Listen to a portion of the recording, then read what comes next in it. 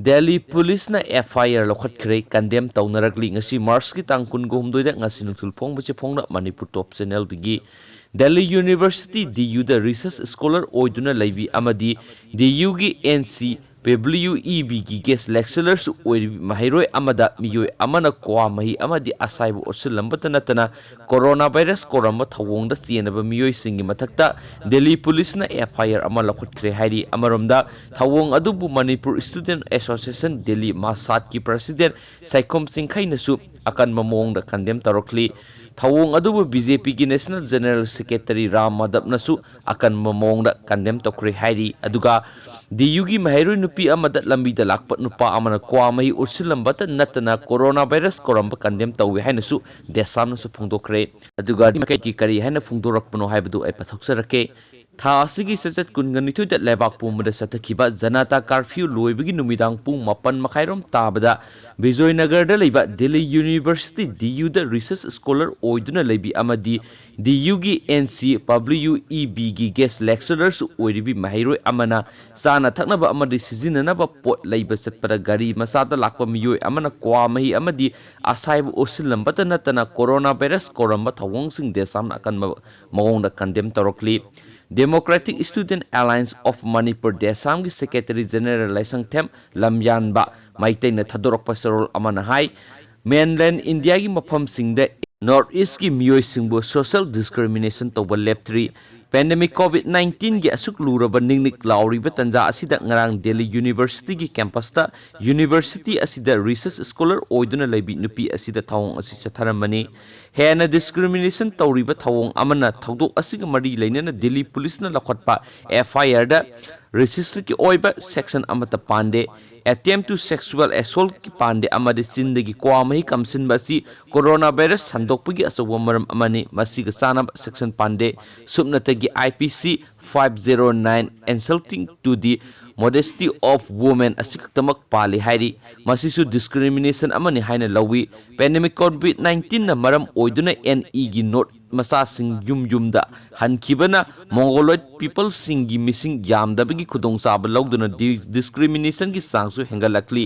masina lehoriba North East India masa sing secular oidre masigidamak Manipur lengana thausil thorong pekhat piyu mainland India gi hantaba thaki miyoi singi luda tongda yauduna laklaba racial discrimination gi launchat asi anawbanate masi khang nai khoina khong thangbasu tangai phadabani mamangda sulamdam asigi mahairoi amada coronavirus korambagi video social media singda viral chatliba laikhrabani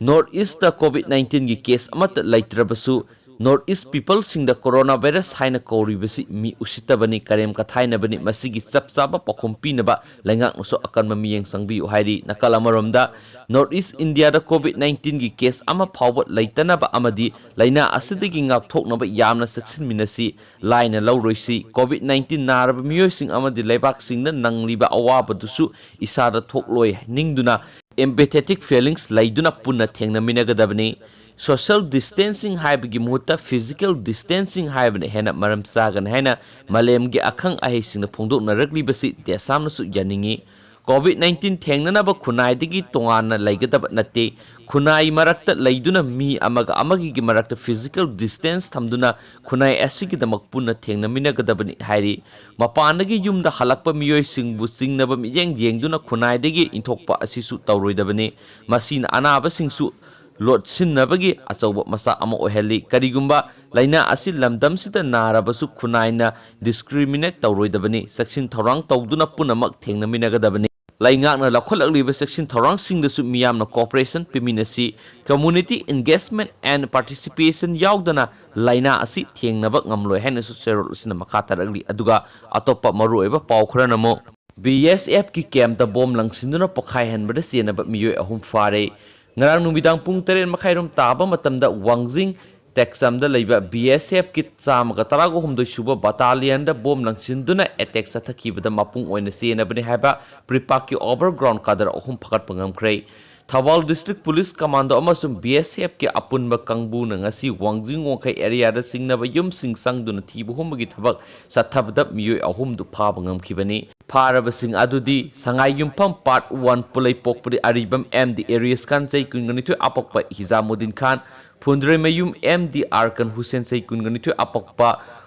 Mohairuddin amadi Kaksin Khunau Thingzambu Kulaikai Khumaksam Pradip Luwang Sai Kuntragumdu apakpa Mongol Jakawi Makhoidigi detonator taret kg ani henba bomb pokai hanbada sizinaba masak electronic circuit ama multimeter wire ama remote control device ama battery ama mobile phone ahum dayo motorcycle ama fakat pangamlei pharaba MD Alice Khan Reformation Student Friend RSF Thawal branch ke organization secretary ni Makhoi ahumna bom langsilambagi thabak sathakiba adu pripak ki self style commander Tomsa kauba amaga gi pauktak ki matung ina sathakibani haiba khang mangamle haina police gi phangba paw aman hairi atopa maru eba paw manamuk pot ki mamal hena yonba thengnarabadi ain gi mating logduna dandi phangangani consumer club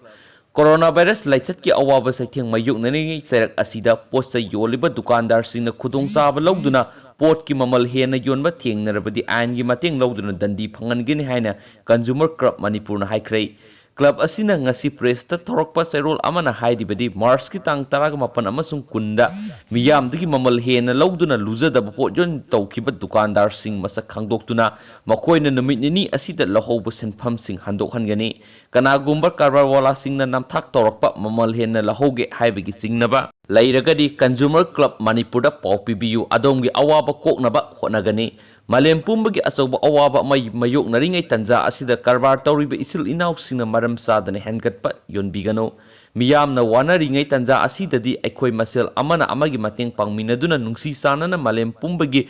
awaba sing kukminanaba honagadabani tanja asida pot saigi mamal maru oina nongmagi tangai phadana sangdaba yadaba polam sing asida sarkar na so akan mamiyeng sangbiyu posagi mamal khara lakthoklaga tuminna laisinbigano consumer club Manipur nasu sarkar gi thoksilda angamba mateng pangane haina su poksi sing asina phungdurokli share ga myam video se matang sai lusinjra again thank you